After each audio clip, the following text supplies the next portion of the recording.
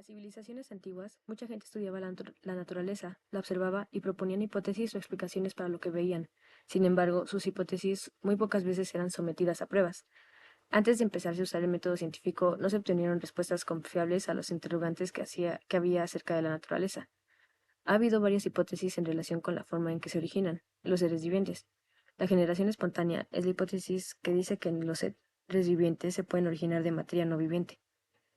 El maestro y filósofo griego Aristóteles creía en la generación espontánea. Entonces, la generación espontánea es la hipótesis que dice que los seres vivientes se pueden originar a partir de materia no viviente. Por eso es espontánea, materia no viviente. Y pues Aristóteles creía en ella. Aristóteles había observado una charca durante un largo periodo de sequía. El agua de la charca se fue secando hasta que solo quedó fango en el fondo. Al terminar la sequía, la charca se volvió a llenar de agua. Aristóteles observaba que, al principio, no había peces. Después observó peces en la charca.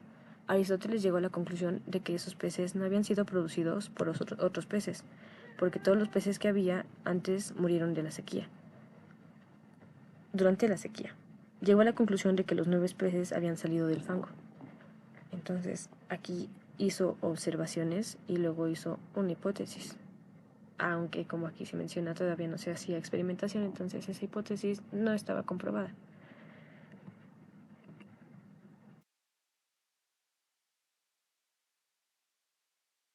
Aristóteles creía también que las moscas salían de la carne podrida, de los animales. Pensaba que otros tipos de insectos salían de la madera, de las hojas secas y hasta del pelo de los caballos.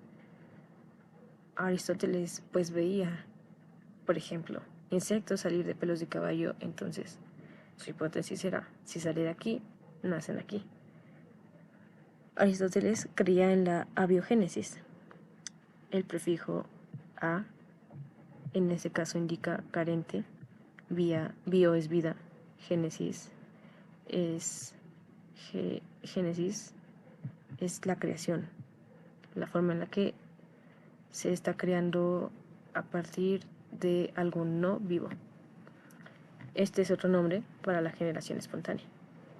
Hasta la mitad del siglo XVII, la mayor parte de la gente aceptó la hipótesis de la generación espontánea. Francisco Redi, que vivió entre 1626 y 1697, siempre es importante recordar el contexto de las fechas. Un médico y científico italiano no estaba convencido de que las moscas salían de la carne podrida. Pues Francisco Redi observó que las moscas se posaban en la carne podrida. Redi también observó que en la carne aparecían pequeños organismos. Estos organismos eran blancos y se parecían a gusanos. Estos gusanos se comían la carne podrida. Eventualmente, los gusanos dejaban de moverse y se convertían en pequeñas estructuras ovaladas. Reddy colocó algunas de esas estructuras en frascos de vidrio de cristal, y los cubrió. Después notó que de estas estructuras salían las moscas. Estas moscas se parecían a las moscas que habían observado antes en la carne podrida. Reddy formuló la hipótesis de que las moscas que se habían desarrollado de los gusanos era la progenie de las moscas originales. Reddy diseñó un experimento para determinar si se desarrollaban gusanos en caso de que no se dejara ninguna mosca entrar en contacto con la carne. Puso carne en 8 frascos. 4 de ellos permanecieron abiertos. Selló los 4 frascos y en los 4 frascos abiertos observó que había moscas continuamente. Después de un corto periodo de tiempo, había gusanos solo en los frascos abiertos. Reddy llegó a la conclusión de que solo los gusanos aparecían en la carne descompuesta solo si las moscas habían puesto antes sus huevos en la carne, lo que se oponía a las ideas de Reddy porque apoyaban la idea de que la generación espontánea. Alegraron pues que no se había permitido que el aire entrara a los potes sellados. Estas personas que se oponían a las ideas de Reddy decían que la falta de aire evitaba que hubiera generación espontánea. Así que Reddy rediseñó su experimento y usó cubiertas como las ilustradas en la lámina 1.8. Estas cubiertas permitían que entrara el aire, pero dejaban fuera las moscas. No aparecieron gusanos en los potes cubiertos de esta manera. Aquí se puede ver la primera parte del experimento. Obviamente al haber moscas es donde aparecen los gusanos, pues no le creyeron y él una vez más comprobó que las moscas eran el factor. Entonces, él había observado las moscas. Llegó a la hipótesis de que las moscas eran las causantes. Entonces, ahora sí fue cuando empezó la experimentación y pues ahí se comprobó. Su hipótesis era correcta.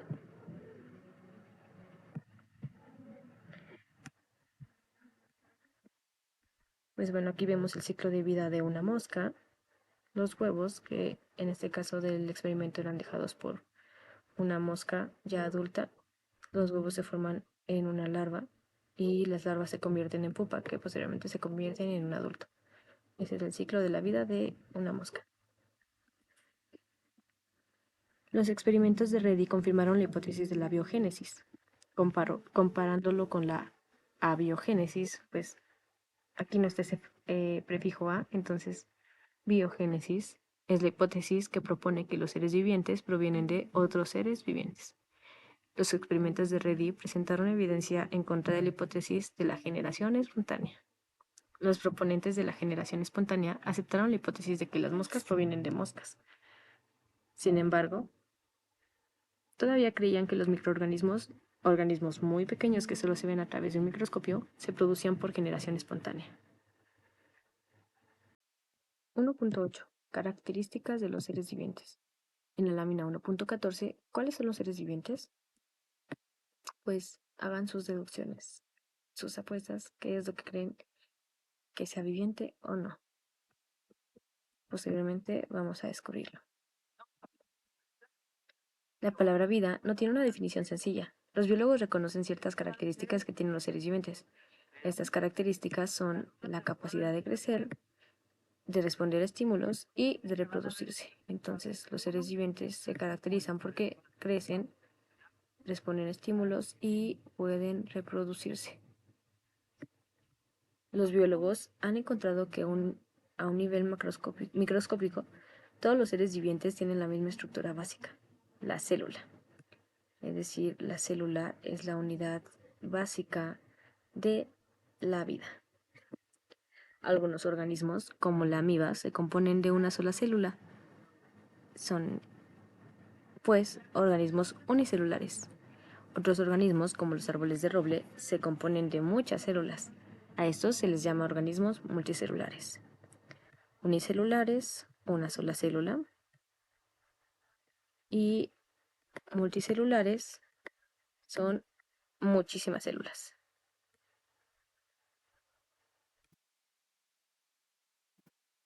El crecimiento y la reproducción. Una característica de los seres vivientes es la capacidad para crecer. El crecimiento es un aumento en la masa viviente. Ok, entonces crecimiento, aumento en la masa viviente. Los organismos vivientes pueden crecer a medida que sus células individuales aumentan de masa. Muchos organismos también crecen aumentando el número total de células. Los organismos unicelulares, como tienen una sola célula, crecen aumentando la masa celular. Los organismos multicelulares pueden aumentar la masa de cada célula y también aumentar el número de células. El crecimiento de los seres vivientes depende de que obtenga la materia prima en el ambiente. El cambio de esa materia prima en nueva materia viviente se llama asimilación. Cambio de materia prima en nueva materia viviente se llama asimilación. La asimilación es el método mediante el cual ocurre el crecimiento de los seres vivos. La asimilación, método mediante el cual ocurre el crecimiento.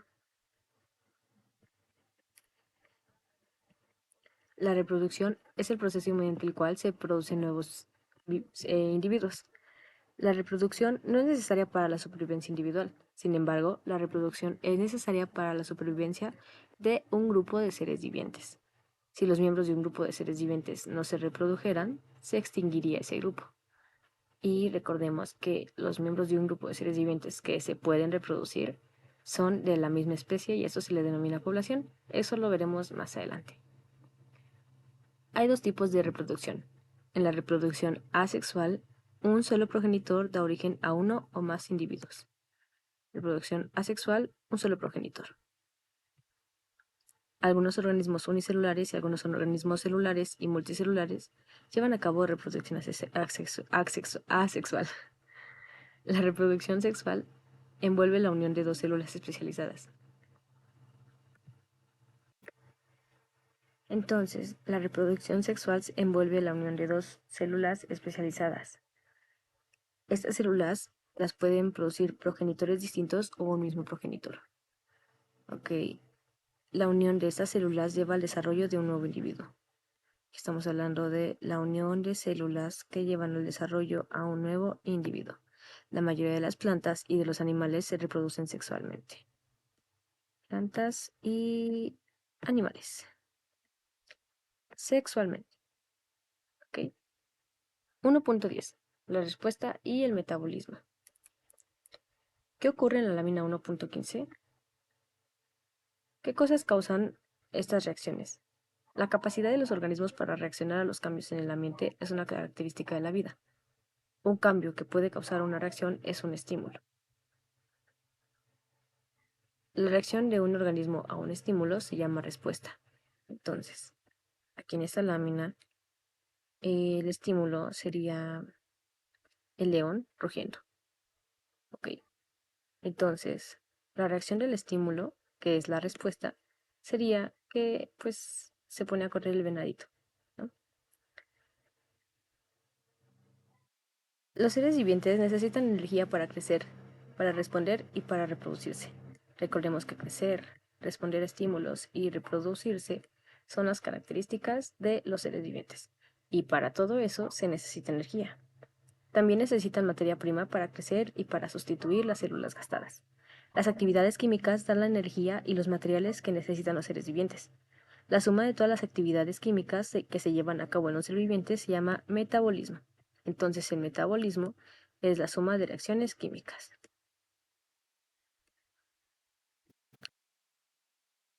El metabolismo incluye actividades tales como la degradación del alimento, la obtención de energía y el uso de materia para producir materia viviente. Aquellos procesos metabólicos que comprenden la degradación del alimento en sustancias más simples se conocen como digestión. Es importante no confundir la digestión con el metabolismo. Metabolismo son todas las reacciones o actividades físicas y la digestión son procesos metabólicos que comprenden la degradación del alimento en sustancias más simples, que pues el organismo ya pueda procesar como tal. Un ser viviente necesita energía. La respiración comprende los procesos por los que la mayoría de las células obtienen energía. Entonces, ¿cómo obtenemos la energía para todas estas cosas, que sería la digestión? Y bueno, en general el metabolismo, y una de ellas sería la digestión, pues se obtiene a través de la respiración. De esta forma, la mayoría de las células obtienen energía. Por otro lado, hablando de la síntesis, síntesis es creación. Incluye los procesos metabólicos mediante los cuales los seres vivientes combinan sustancias simples para formar sustancias más complejas. Los organismos regulan los procesos metabólicos, manteniendo así condiciones adecuadas para la vida. La regulación balanceada de los procesos metabólicos para retener las condiciones necesarias para la vida se conoce como homeostasis. Entonces, la homeostasis es la regulación balanceada de los procesos metabólicos para retener las condiciones necesarias para la vida. La homeostasis comprende el mantener un flujo de sustancias necesarias, producción de energía y eliminación de desperdicios. Volviendo a cómo se forman las palabras, tenemos homeo, que es igual, y stasis, que es posición.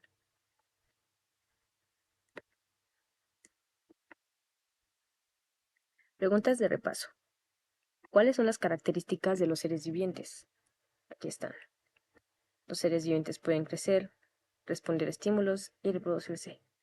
Describe las formas en que crecen los seres vivientes. Hay distintas formas. La unión de células, no, perdón, esto no es. Las formas en las que crece un ser viviente. Es la asimilación. Ok, aquí está. La asimilación es el método mediante el cual ocurre el crecimiento. Y esta se puede dividir, depende. Hay veces en que puede ser que solamente crezcan en la masa de las células, o hay veces en que las células crecen y además la masa. La cantidad de células crece. ¿Por qué la capacidad para reproducirse se considera como una característica de los seres vivientes? Pues se podría relacionar con la teoría de la generación espontánea y cómo se refutó. Em, pues Reddy refutó esta teoría demostrando que todo organismo vivo existe de otro preexistente. Eso ya se podrá ver después en la teoría celular. Más a profundidad, claro, ¿no? Eso es como lo básico. ¿En qué forma están relacionados la homeostasis y el metabolismo? Pues la homeostasis, como aquí habíamos subrayado, es una regulación balanceada para retener las condiciones necesarias para la vida. Sin una correcta homeostasis, pues no puede haber un metabolismo. Recordemos que el metabolismo es el conjunto de reacciones químicas que permiten la vida. Bueno, más que permitir la vida, pues son como, bueno, pues sí, digamos que la permiten, ¿no? En términos como muy simplistas. Una bola de nieve aumenta en masa si se le da vuelta sobre la nieve. ¿En qué forma difiere esto del crecimiento de los seres vivientes? ¿En qué forma difiere que una bola de nieve aumente? Pues aquí solamente estaría aumentando la masa y en la mayoría de los seres vivientes también sube la cantidad de células y aparte pues una bola de nieve como tal, o sea, aquí sí estaría creciendo, ¿no? Pero no estaría respondiendo a un estímulo y no se podría reproducir. Entonces, eso es lo que hace diferente, pues, a una bola de nieve a, por ejemplo, una flor, ¿no? La flor puede reproducirse, la bola de nieve no. La flor puede responder a estímulos y la bola de nieve no. Ahora, pues vamos a repasar todo lo que hemos visto hasta ahora. La ciencia es un método para obtener conocimientos acerca de la naturaleza. El método científico depende de observaciones exactas y sin prejuicio, es objetivo. Una hipótesis es una explicación basada en observaciones de alguna parte de la naturaleza. No podemos hacer hipótesis sin observar. Una hipótesis debe comprobarse mediante experimentos.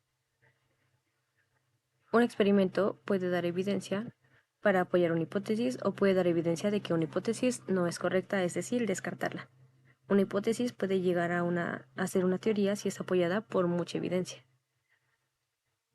Los experimentos controlados de Francisco Redi proveyeron la evidencia en contra de la hipótesis de la generación espontánea. Los estudios científicos con microorganismos de Pasteur y Spallanzani establecieron la biogénesis, como explicaron de la forma en que se producen seres vivientes. No existe una definición sencilla de vida. En su lugar, podemos decir que los seres vivientes se caracterizan por su capacidad para crecer, reproducirse y metabolizar. Crecer, reproducirse y metabolizar. Creo que eso es muy importante. Eso es lo que caracteriza a un ser vivo. El crecimiento que comprende cambiar la materia prima en nueva materia viviente y la reproducción que se refiere a la producción de la progenie son características de los seres vivientes. Lo mismo. La capacidad de responder a cambios en el ambiente es una característica de los seres vivientes. Responder a estímulos. Las actividades metabólicas como la digestión, la respiración, la síntesis brindan energía y los materiales que necesita un organismo para vivir. Y pues aquí están algunos de los términos biológicos que vimos en esta primera unidad.